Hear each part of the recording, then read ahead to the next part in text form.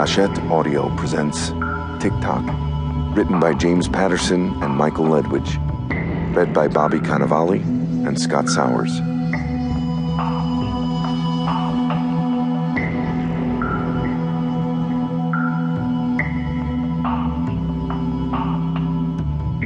Prologue.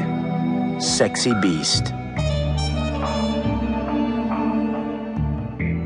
1.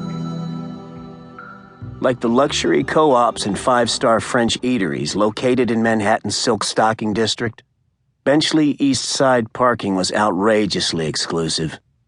Tucked side to side and bumper to bumper within its 4 temperature-controlled underground levels beneath East 77th Street were several vintage Porsches, a handful of Ferraris, even a pair of his and hers Lamborghinis. The out-of-the-box midnight blue SL 550 Mercedes convertible that squealed out of its car elevator at 3 minutes past noon that Saturday seemed tailor-fit to the high-rent neighborhood. So did the lean 40-something waiting by the garage's office when the sleek Merc stopped on a dime out front. With his salt and pepper Beckham buzz cut, pressed khakis, silk navy golf shirt, and deep golden tan that suggested even deeper pockets, it was hard to tell if it was the car or its driver that was described by the rumbling Merc's vanity plate. SXY BST. "With this heat, I figured you want the top down as usual, Mr. Burger," the smiling, half-Hispanic, half-Oriental garage attendant said as he bounced out and held the wood-inlaid door. "Have a good one now."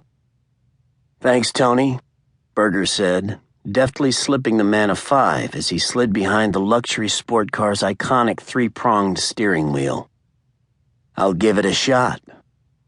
The fine leather seat slammed luxuriously into Burger's back as he launched the convertible with a high-torque snarl down East 77th Street and out onto 5th Avenue.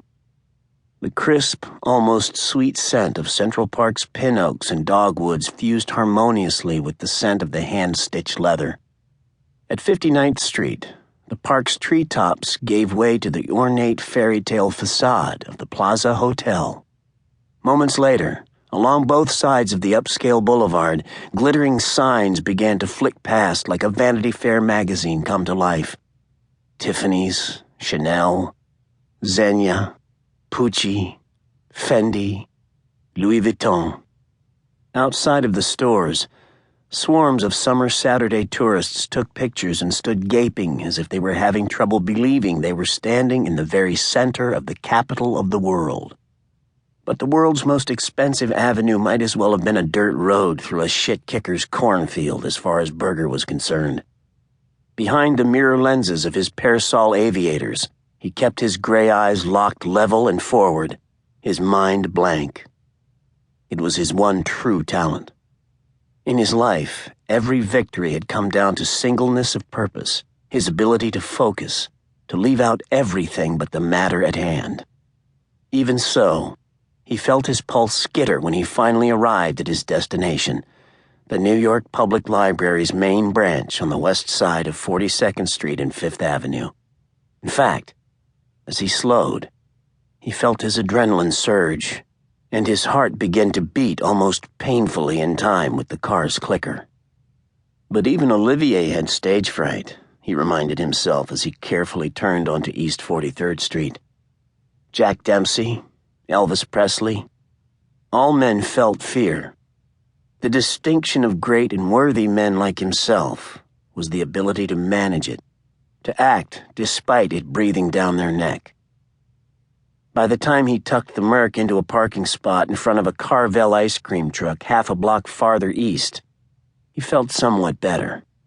To ground himself completely, he patiently watched the hardtop hum into place over his head, precise, symmetrical, a glorious harmony of moving parts.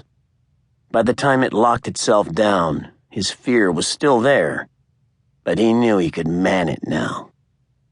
"Move it, Mr. Burger," he thought. Now or never. He lifted the heavy laptop bag from the passenger seat well and opened the door. Now it was.